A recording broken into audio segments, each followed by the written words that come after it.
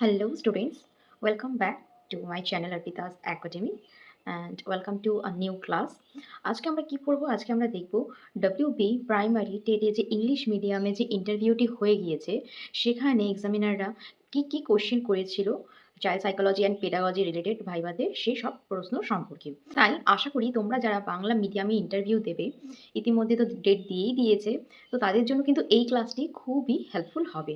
তাই তোমরা একটিও ভিডিওটি স্কিপ না করে পুরোপুরি দেখো। আশা করি এই ক্লাসটি তোমাদের জন্য খুবই হেল্পফুল হবে, কারণ এখান থেকেও কিন্তু তোমাদের কিন্তু কোশ্চেন ধরতেই পারে। সো ভিডিওটি যদি তোমাদের ভালো লেগে থাকে তাহলে অবশ্যই লাইক করবে, শেয়ার করবে এবং সাবস্ক্রাইব করবে আমার এই চ্যানেলটিকে, এবং তোমার বন্ধুদের সাথেও কিন্তু শেয়ার করে দাও যাতে তারাও এই ভিডিও দ্বারা অনেক হেল্পফুল হয়।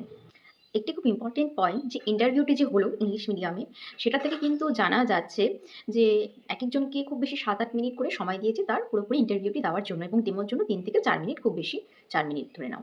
ঠিক আছে? তো এই সময়ের মধ্যে কিন্তু তোমাদের ডেমোটাও কমপ্লিট করতে হবে। ঠিক আছে? তাহলে চলো স্টার্ট করা যাক আজকের ক্লাসটি। তাহলে তোমরা দেখতেই পাচ্ছ আজকে আমরা যে ইংলিশ মিডিয়ামের যে কোশ্চেন গুলো ধরেছেন চাইল্ড সাইকোলজি থেকে, আমি একটা খাতার মধ্যে সবটা নোট করে লিখেছি। ঠিক আছে? আর এই কোশ্চেনগুলো কিন্তু আমি জোগাড় করেছি বিভিন্ন সোর্সের থেকে, বিভিন্ন ক্যান্ডিডেটের থেকে।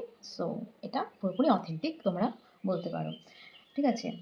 সো কোশ্চেন 1 ছিল কি, ক্লাস 2 এর বাচ্চার কোন ডেভেলপমেন্ট দেখা যাবে? তো তোমরা কিন্তু খাতার মধ্যে কোশ্চেনগুলো লিখে নাও।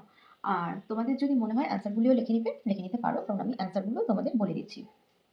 ক্লাস 2 এর বাচ্চার ক্ষেত্রে কোন ডেভেলপমেন্ট বা বিকাশ বলতে পারো তোমরা, দেখা যাবে। দেখো, কোশ্চেনটা কিন্তু ইনডাইরেক্টলি ধরেছে। কনসেপ্ট যদি ভালো করে জানা না থাকে তাহলে কিন্তু এটার আনসার দেওয়াটা একটু চাপই আছে, কেননা এইভাবে তো বইয়ের মধ্যে লেখা নেই যে ক্লাস 2 এর ক্ষেত্রে বাচ্চার এই ডেভেলপমেন্ট, ক্লাস 3 এর ক্ষেত্রে আলাদা আলাদাভাবে লেখা নেই। তোমাকে তখন মাথায় রাখতে হবে ক্লাস 2 অর্থাৎ কোন বয়সটার কথা বলা হয়েছে। ক্লাস 2 মানে কি? বয়স 7। তখন কি তার মানে ক্লাস 2 এর মানে কি এজ 7। আচ্ছা, তাহলে 2 থেকে 7 বছরের মধ্যে আমরা কোন ডেভেলপমেন্টটা দেখতে পারি? আমরা জানি কি ডেভেলপমেন্টের যে স্তরগুলো থাকে তার মধ্যে ফার্স্ট স্টেজ কি? প্রি ন্যাটাল স্টেজ, তারপর কি ইনফ্যান্সি, তারপর কি আর্লি চাইল্ডহুড, তাই তো? তো প্রি ন্যাটাল স্টেজ মানে কি? মানে ভ্রূণে থাকে 0 থেকে 40 উইকস অবধি, যে সময় একটা বাচ্চা মার গর্ভে অবস্থান করে। এইগুলো কিন্তু আমরা আগের ক্লাসেও পড়েছি। ঠিক আছে? তারপর আসবে হলো হচ্ছে কি ইনফ্যান্সি, 0 টু 2 ইয়ার্স এজ অবধি, জন্মের পর। তারপর আসবে চাইল্ডহুড, সেটা হচ্ছে কি 2 টু মানে আর্লি চাইল্ডহুড যেটা পড়বে। চাইল্ডহুডকেও তো দুটি ভাগে ভাগ করা হচ্ছে, আর্লি আর লেটার। তো আর্লি হচ্ছে কি 2 থেকে 7 বছরের মধ্যে। এই যে 7 ইয়ার্স যেখানে রয়েছে, তাহলে আর্লি চাইল্ডহুডে পড়ছে। তাহলে আর্লি চাইল্ডহুডে যেই ডেভেলপমেন্টগুলো হচ্ছে সেই ডেভেলপমেন্টগুলি তোমাকে এখানে লিখতে হবে, তাই তো? তারা সেই সময় বন্ধু-বান্ধবের সাথে মিশছে, স্কুল যাচ্ছে। তাহলে আশা করি তোমরা বুঝতেই পারছো যে এটার এক্সাক্ট আনসার তোমাকে এখানে কি দিতে হবে? আর্লি চাইল্ডহুডে ডেভেলপমেন্ট দিতে হবে। ঠিক আছে? তো তার কগনিটিভ ডেভেলপমেন্ট হচ্ছে, সে নতুন নতুন ভাষা শিখছে। তো এই ডেভেলপমেন্টটা কিন্তু তার ক্ষেত্রে দেখা যাচ্ছে। সো এভাবে তোমাকে বুদ্ধি করে কিন্তু সেখানে আনসার দিতে হবে। তারপর ফিজিক্যাল ডেভেলপমেন্টও কিছুটা হয়, কারণ সে উচ্চতায় কিছুটা বাড়ে, তাই তো? সেটাও হবে, ফিজিক্যালি সে ডেভেলপমেন্ট হবে। একদম ছোট থেকে সে আস্তে আস্তে 2 থেকে 7 বছরের মধ্যে সে অনেকটা বাড়বে। হ্যাঁ, কিন্তু এখানে এক্সাক্ট 7 ইয়ার্স বলছে। সো তোমাকে কিন্তু এখানে বেশিটা কগনিটিভ ডেভেলপমেন্টের উপরেই জোর দিতে হবে। ঠিক আছে? সো এটা হলো ফার্স্ট কোশ্চেন। এবার আসছি আমরা সেকেন্ড কোশ্চেনে। লেখো, বাচ্চার physical and mental হেলথকে আমরা কিভাবে ডিফারেন্সিয়েট করব? ফিজিক্যাল হেলথ কি? আমরা দেখেই বুঝবো যে বাচ্চাটা কি সুস্থ আছে কিনা। যদি সে ক্লাসরুমে চুপচাপ মনমরা হয়ে বসে থাকে, ঠিক আছে? তাহলে কিন্তু আমরা তাকে জিজ্ঞাসা করবো যে, "তোমার কি হয়েছে?" ঠিক আছে? তাকে জিজ্ঞাসাবাদ করবো, ঠিক আছে? সে যদি রেসপন্স কম করে ক্লাসরুমে, তারপর সে চুপচাপ বসে আছে, দেখা গেল সে মানে বেশি অ্যাক্টিভ নয়, সেক্ষেত্রে তাকে আমি ধরতে পারবো যে তার ফিজিক্যাল হেলথে কোনো ইস্যুস রয়েছে। আর মেন্টাল হেলথ, দেখা গেল তাকে আমি প্রশ্ন করছি, সে উত্তর দিচ্ছে না। সে তার পিয়ার্স বা বন্ধু-বান্ধবের সাথে মিশছে না, খেলছে না, কথা বলছে না। ঠিক আছে? মন মরা হয়ে চুপচাপ বসে আছে। সেক্ষেত্রে আমি বুঝতে পারবো যে তার মেন্টাল হেলথে হয়তো কোনো ইস্যু রয়েছে। ঠিক আছে? তো এভাবে কিন্তু তোমাকে সাজিয়ে গুছিয়ে, তোমাদের সব অ্যান্সার হয়তো জানা, কিন্তু সেই খানে গিয়ে কিন্তু বলাটা একটা খুবই চ্যালেঞ্জের ব্যাপার। আর সেটার জন্য তোমাকে প্র্যাকটিস করতে হবে, প্রপার প্র্যাকটিস, প্রপার কোয়েশ্চেনে। সো তোমরা কিন্তু এই প্রিভিয়াস যে কোয়েশ্চেনগুলো ধরেছে এগুলো খুব ভালো করে রেডি করে রাখতে পারো। তারপর এটা বলতে পারো যে ফিজিক্যাল হেলথ খারাপ থাকলেই সে হয়তো স্কুল বাদ দেবে, স্কুল কামাই করবে। ঠিক আছে? তো এই জিনিসগুলো কিন্তু তোমাদের বলতে হবে। সবসময় একটা জিনিস মাথায় রাখবে যে একটা কোশ্চেন নিয়ে বেশি টানবে না। এরকম না তুমি সেটার আনসার জানো মানে সেটা সম্পর্কে তুমি একটা ইতিহাস বলে দিচ্ছ। তাহলে কিন্তু তোমার উপর খুবই একটা ব্যাড ইমপ্রেশন পড়বে। কারণ ওনারা তোমাকে তো আর একটা কোশ্চেন করবে না, নিশ্চয়ই কয়েকটি কোশ্চেন ধরবে। সেক্ষেত্রে তুমি যদি একটি কোশ্চেনকেই এত বড় করে বলতে থাকো তাহলে অন্য একটি কোশ্চেন ধরার তারাই সময় পাবে না। ঠিক আছে? বা তোমার আনসার শেষ হওয়ার আগেই হয়তো ধরবে। তো সেক্ষেত্রে কিন্তু একটা খুবই ব্যাড ইমপ্রেশন পড়বে। তো সেটা কখনোই করবে না। নেক্সটে আসো। ক্লাসে স্লো লার্নারদের কিভাবে ট্রিট করবে?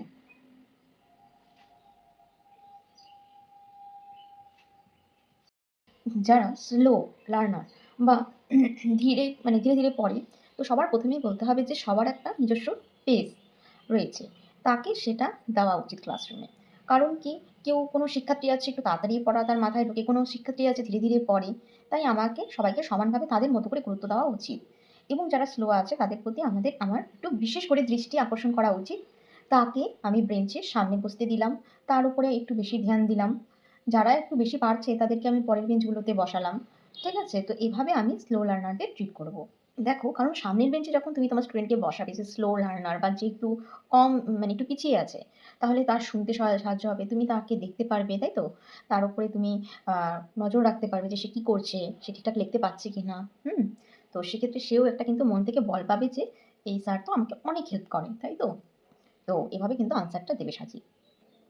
স্কুলে ছাত্র ছাত্রীদের কি শেখাবেন? দেখো, স্কুলে যে শুধু টিচার যে শুধু পড়াবে, স্কুলে যাবে স্টুডেন্টকে পড়াবে সেটা কিন্তু নয়।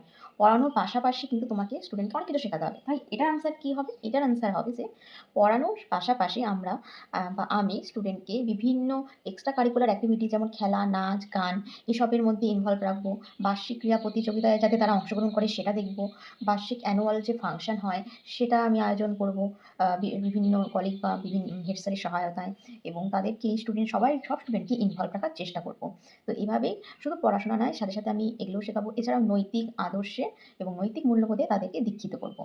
এভাবে তোমাকে কিন্তু আনসার দিতে হবে। নেক্সট দেখো, একটা কম্পিউটার থেকে কোশ্চেন ধরেছে। কি বলো তো? ডিজিটাল ও অ্যানালগ কম্পিউটার কাকে বলে? তাই তোমরা আশা করি এটা তো জানবেই। ঠিক আছে? নেক্সট আসো। একটা জিনিস নিয়ে ডেমো চেয়েছে, সেটা হচ্ছে একজন স্টুডেন্ট, তিনি ছিলেন হিস্ট্রি স্টুডেন্ট। ভাবো, সে কিন্তু ছিল হিস্ট্রি, তাকে বলেছে ডেমো দিতে। কিসের ওপর? ইন্ডিয়ার ওপর। ইন্ডিয়ার ম্যাপ ড্রয়িং করতে বলছে।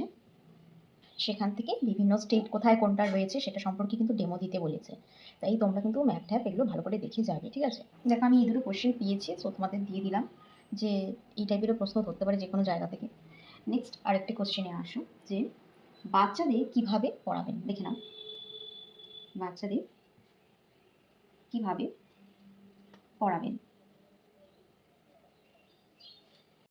দেখো, বাচ্চাদের পড়ানোর কিন্তু বিভিন্ন মেথড রয়েছে। সেই দু একটা ভালো ভালো মেথড সম্পর্কে বললে, যে যখন পড়াবো তখন তাদের বাচ্চাদের বোঝার সুবিধার্থে আমি বেশিরভাগ ক্ষেত্রে আরোহী মেথড অবলম্বন করব। সেসব মেথড তো আছে, সাথে কিন্তু এখানে কিন্তু ওই তথাকথিত মেথডের থেকেও বেশি তোমার প্র্যাকটিক্যালি তুমি কী করে পড়াবে সেটার কথা জিজ্ঞাসা করেছি, তাই তো?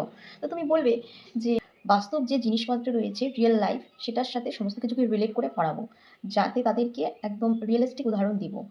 উঠতে বসতে তারা যে জিনিসগুলি ব্যবহার করছে, ঠিক আছে, তারা ইউজ করছে, সেই জিনিসগুলির সাথে রিলেট করে আমি উদাহরণ দিব। এরকম নয় কি যে আমি থাকি এখানে, আমি তাকে বাইরের কোনো উদাহরণ দিচ্ছি যেটা সে কখনো দেখেইনি, শোনেইনি, যেটা সম্পর্কে সে জানেই না।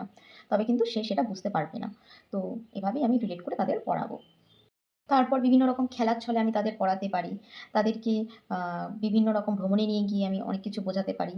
তো বিভিন্ন রকম টিএলএম বা শিক্ষার উপকরণ দিয়ে আমি তাদের পড়াতে পারি। তাই তো? এই জিনিসগুলো কিন্তু বলবে। তাই আজকের ভিডিওটিতে এই কটি কোশ্চেনই থাকলো। আশা করি তোমাদের খুব ভালো লেগেছে।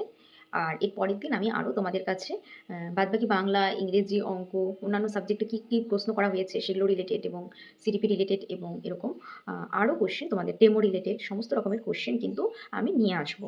তাই সেগুলো যদি পেতে চাও অবশ্যই আমার এই চ্যানেলটিকে লাইক করবে এবং সাবস্ক্রাইব করবে এবং শেয়ার করবে এই ভিডিওটিকে তোমার ফ্রেন্ডসদের সাথে। ঠিক আছে? তো আজকের মতো এখানেই থাকুক। Thank you so much.